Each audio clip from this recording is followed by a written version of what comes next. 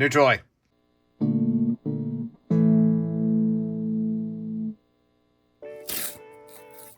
Unsatisfying. I've got a better grip now. God damn it. Alright, finally. Let's take a look at the Elgato 4K-X. Because guess what? I bought it as soon as it was available. Look, everything in every language. You plug it in with a USB. Cool. Ultra certified cables required, because this is HDMI 2.1. That's what makes it special.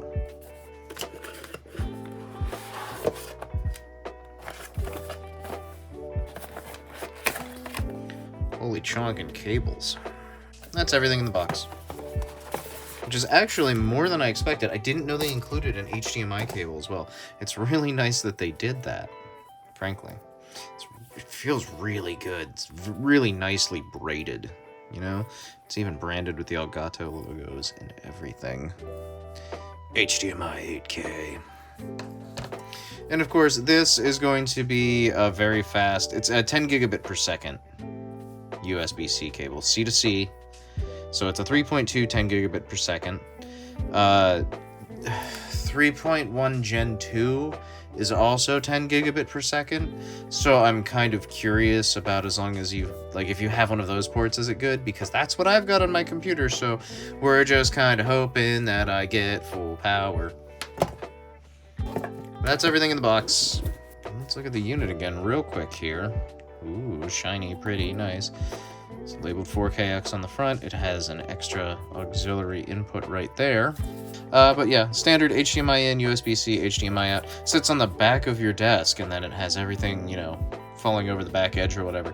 So it's nice and out of the way. It's a good design, and I know that because I have one of these. Now you might say, how do you have two 4KXs? I don't. This one is the HD60X. It's very similar in design. Same case, same layout. Hey, wait a second right there. I was wrong. Very wrong, actually. The layout is reversed. So if you take a look here, we'll just flip this over and zoom in just a little bit. Yeah, the ports are reversed.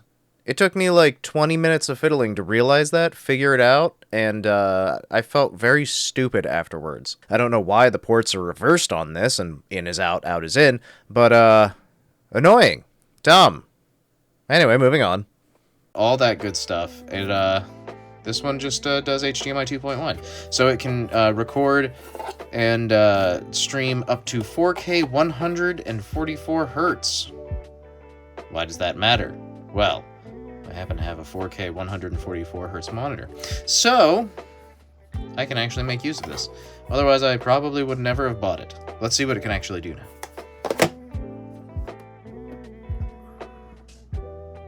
There we go. It's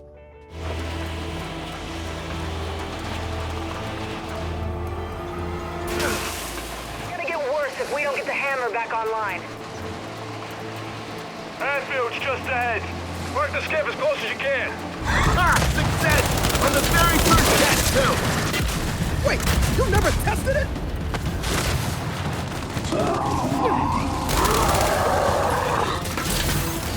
Got you!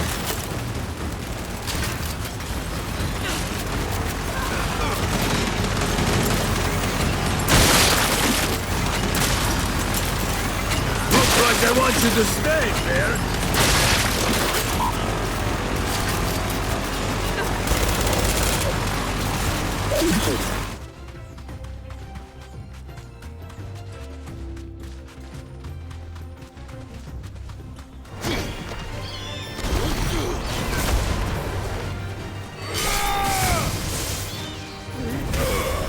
It's over.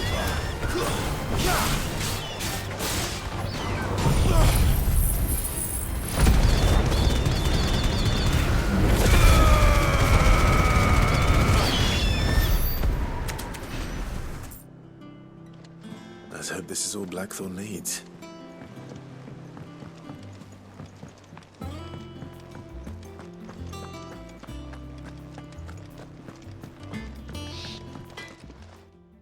Okay, so let me tell you real quick about the process of using this device to record. It's pretty straightforward for the most part, but it can be a little weird depending on what you're actually after.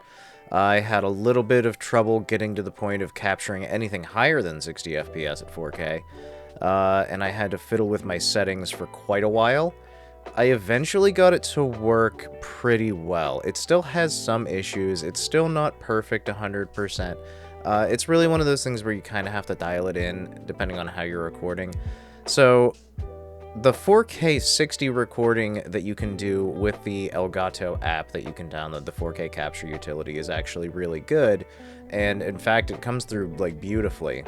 The default settings are a 70 megabit bit rate on the video. You can crank it all the way up to like 200 or something like that, or 150 if you really want like impeccable quality footage. For YouTube, the compression and everything is gonna screw it over anyways. You can only do so much, realistically speaking.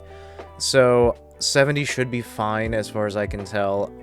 The setup that I used in OBS was a little complicated, and frankly, my PC is a little weird because my graphics card is a few years out of date, but my processor is brand new. If I set it to encode using my CPU instead of my GPU, it actually does better. If I crank the bitrate up to 70 megabit while recording 4K 120 frames per second using OBS, that's the only way I can actually get 120 FPS 4K video, but I can't actually crank it all the way up to 70 megabit because I'm limited by my processing speed at that point. So what happens is I end up dropping it down to like 55 megabit to get a decent, but still pretty soft image. I'll throw up a couple video pieces here just for comparison's sake, so you know where I'm at. Again, I have an R9 7900X processor, and it still struggles at any bit rate that I've really tried above like 5500. It kind of like spikes the processor through the roof. I have an RTX 2070, so my graphics card just basically, it's not going to be able to really process 4K 120 footage. Apparently, it sort of has an issue where it stutters and lags and falls to pieces, which is unfortunate. I don't really have a personal workaround for that. I don't know if there's a setting in the 4K capture utility that I'm just missing. Am I stupid? Don't answer that. But the point is, it's a little bit, whenever you get to 4K at 120 or higher FPS, it's a little complicated, a little touchy, a little weird and wonky and wibbly and wobbly to get everything dialed in and working perfectly, unless you have a monster of a system. And while I've got like half of a monster here, if I threw a 4080 in this guy, he'd be, you know, just an absolute ripper.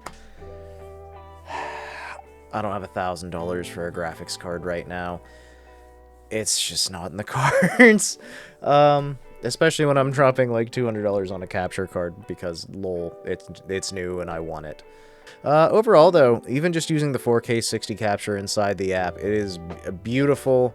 And if I really need 4K 120, it's just going to look a little soft whenever I export it. So, just is what it is. Overall, though, the capture card is really good. I haven't run into a whole lot of technical issues with it. Elgato is really good about giving you devices that you plug in. Whenever you turn your computer on, it turns on and it just works. As someone who's used a bunch of different capture cards in the past from a bunch of different companies, it's a good quality experience. That's the thing about Elgato, is their integration of their hardware with their software is next level. It's really good. They support streamers incredibly well with all of the way that their ecosystem plays together and works and everything. Just in general, yeah, it's a nice product. I like it. I wish I could get the 4K 144 or the 4K 120 from their 4K capture app. Again, it might just be something I'm overlooking. I might just be dumb and not understanding something. But I don't really know. Whenever I got the card, it was brand new, like just came out, so there weren't exactly any guides or anything out there. I could only fiddle with it so much before I, had to go and do other stuff. So, it's probably just something I'm overlooking, but we'll see where it goes from here.